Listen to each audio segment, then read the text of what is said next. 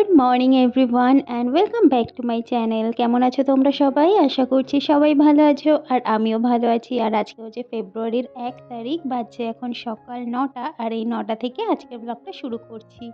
এই শীতকাল পড়ার পর থেকে আমার ঘুম থেকে উঠতে উঠতে 8:30 পৌনে 9টা বেজেই যাচ্ছে।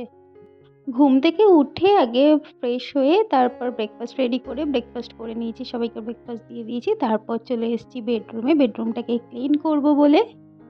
সকালের কাজকর্মগুলো আমি বেডরুম থেকেই শুরু করি। আগে ঘুম থেকে উঠে জানলাগুলো খুলে দিই। আর এখন তো ঠান্ডা নেই, হালকা হালকা গরম পড়ছে। আর এখন ওয়েদারটা না বেশ ভালো, বাইরে দিয়ে সুন্দর ফুরফুরে হাওয়া দিচ্ছে আর হাওয়াটা বেশ ভালোও লাগছে।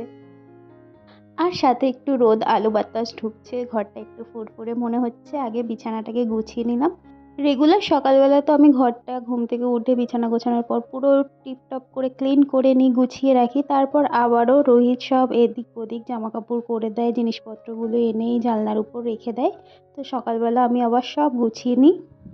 মানে ধরো রাতে শোয়ার সময় যে জলের বোতলটা, তারপর হেডফোন, এইসব জিনিসগুলো জানলার উপরে রাখা হয়। তারপর ও কোথাও থেকে এসে মানে জামাটা খুলে ও ওয়ার্ড্রপে ঢোকায় না, ও সোজা জানলার উপরেই রেখে দেয়। আর রাত্রিবেলা সেটা গোছাই না, সকালবেলা ঘুম থেকে উঠেই ঘরটাকে আবার যখন ক্লিন করি, গুছিয়ে রাখি, তখন একবারে সমস্ত কিছু গুছিয়ে নিই। তারপর যে জামা কাপড়গুলো ধোয়ার আছে সেগুলোকে আগে আমি বাথরুমে ভিজিয়ে রেখে এসেছি, আর ওটা স্নান করার আগে কাচবো। তারপর ঘরটা একটু ডাস্টিং করে নিচ্ছি। আর রেগুলার তো ডাস্টিং করি, তাতেও না ধুলোটা খুব ভালোভাবে ক্লিন হয় না। এই কাচের সেলফগুলো দেখো, রেগুলার ডাস্টার দিয়ে ডাস্টিং করি তবুও একটা সাদা ভাব হয়ে আছে। তো এটা মাঝে মাঝে কলিন দিয়ে এইভাবে মুছে নিই, তাহলে পুরো একদম চকচকে হয়ে যায়। আর এই ডাস্টিং করতে কিন্তু খুব একটা টাইম লাগে না, কিন্তু রেগুলার ডাস্টিংয়ের হ্যাবিটটা থাকলে কিন্তু ঘর সবসময় পরিষ্কার পরিচ্ছন্ন থাকে। আজকে রান্নার চাপটা কম আছে, তাই জন্য সমস্ত কিছু ভালো করে কলিন দিয়ে পরিষ্কার করে নিচ্ছি, সেলফগুলোকেও ভালো করে কলিন দিয়ে মুছে নিচ্ছি। ঘুম থেকে উঠে ঘরের কাজকর্ম রান্না বান্না করার পাশাপাশি যদি ঘর ডাস্টিং আর পরিষ্কার করার জন্য আমরা 10-15 মিনিট রেখে দিই, তাহলেই কিন্তু ঘর সবসময় চকচকে পরিষ্কার থাকবে। আর একবার গুছিয়ে নিলে তারপর যদি ঘরের প্রতিটা সদস্য যে যে জায়গা দিয়ে জিনিসগুলো নিচ্ছে সেই জায়গাটাতেই রেখে দেয়, তাহলে কিন্তু ঘর আর অগোছালো হওয়ার কোনো চান্সই থাকে না। তো আজকে বললাম খুব একটা রান্নাবান্না নেই, কারণ আগের দিনের অনেক তরকারি আছে, মাংস আছে, ফুলকপির তরকারি আছে। আমি আর রোহিত খাবো, আমার শাশুড়ি মা আজকে ওনার দিদি এসছে, ওখানেই খাবে। তো এখানে যে যে ফুলকপির তরকারিটা আছে রোহিতের হয়ে যাবে, আমার এমনিও ফুলকপির তরকারি খেতে ভালো লাগে না। মাংস যা আছে দুজনের হয়ে যাবে। আমি শুধু ভাতের মধ্যে আলু সিদ্ধ আর ডিম সিদ্ধ দিয়ে দেবো, ওইটা দিয়ে ভাত খেতে কিন্তু আমার বেশ ভালো লাগে। তো আজকে একদম সিম্পল মেনু রেখেছি, রান্নাবান্নার কোনো চাপ নেই। এখানে চালটাকে ধুয়ে ভাতটা বসিয়ে দেবো, তার মধ্যে আলু আর ডিম সিদ্ধ দিয়ে দেবো। আর তোমরা যারা আমার এই ব্লগটা দেখছো, আমার এই ব্লগের মধ্যে যদি তোমাদের কিছু ভালো লেগে থাকে, প্লিজ লাইক করো, কমেন্ট করো, শেয়ার করো। আর প্লিজ প্লিজ প্লিজ আমার এই চ্যানেলটা সাবস্ক্রাইব করে আমার পাশে থেকো। এই মানি প্ল্যান্টটা দেখো, মাঝে মাঝে এইভাবে আমি জলটাকে পুরো ফেলে দিয়ে ভালো করে ধুয়ে আবার জল দিয়ে রাখি, তাহলে কিন্তু গাছটা পুরো টাটকা একদম সবুজ সতেজ থাকে।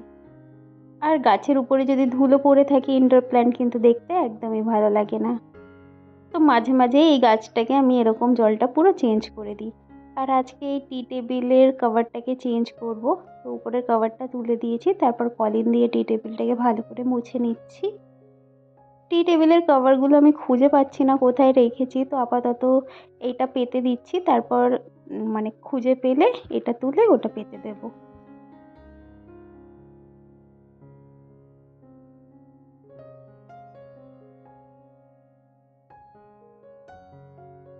ঘরদোর আমার মোটামুটি ক্লিন করা হয়ে গেছে। আর এখানে আদা রসুনটা আমি ছাড়িয়ে রাখছি। আমি আদা রসুন একেবারে বেশি করে পেস্ট করে ফ্রিজে রেখে দিই, ওটা দিয়েই রেগুলার রান্না করি, তাতে আমার রান্না করতে খুব সুবিধা হয়। নাহলে ওই রান্নার সময় আদা রসুন ছাড়াও বাটো, ওটা খুব ঝামেলার। তো রান্নাবান্না তো করিনি, কিন্তু খাবারটা গরম করেছি, মানে মাংসটা ফুলকপির তরকারিটা গরম করেছি, তাই জন্য গ্যাসটাকে একটু মুছে নিচ্ছি ভালো করে।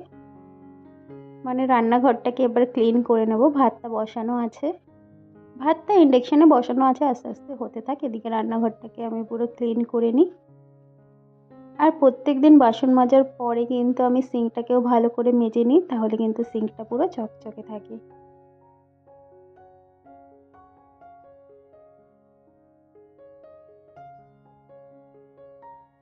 ডাস্টিং করার পর তারপরে আমি ঘরগুলোকে ঝাড়ু দিই, তার আগে দিই না। তো এখানে পাপোশগুলো তুলে মাঝে মাঝে ছাদে রোদে মেলে দিই, বাট আজকে রোদ ওঠেনি সেরকম, তাই জন্য সিঁড়িতেই রেখে দিচ্ছি। ঘরটা ঝাড়ু দিয়ে মুছে তারপরে পাপোশগুলো আবার পেতে নেব। আর এখানে ডাইনিং টেবিলটাকেও একটু কলিন দিয়ে ভালো করে মুছে নিচ্ছি।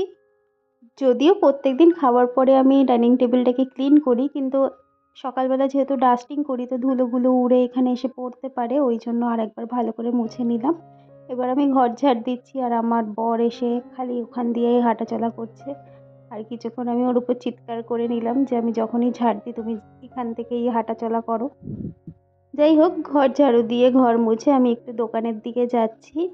কিছু জিনিস আনার আছে, আমার বরের পায়ে একটু ব্যথা আছে, ওই জন্য বললাম থাক তোমাকে যেতে হবে না, আমিই যাচ্ছি। আর আজকের বাইরের ওয়েদারটা কিন্তু বেশ ভালো, দেখো রোদ নেই, বেশ ঠান্ডা ঠান্ডা হাওয়া দিচ্ছে, খুব সুন্দর লাগছে। তো ব্লগটা এখানেই শেষ করলাম, ভালো লাগলে please like comment share and please subscribe my channel. দেখা হচ্ছে নেক্সট ব্লগে, টাটা।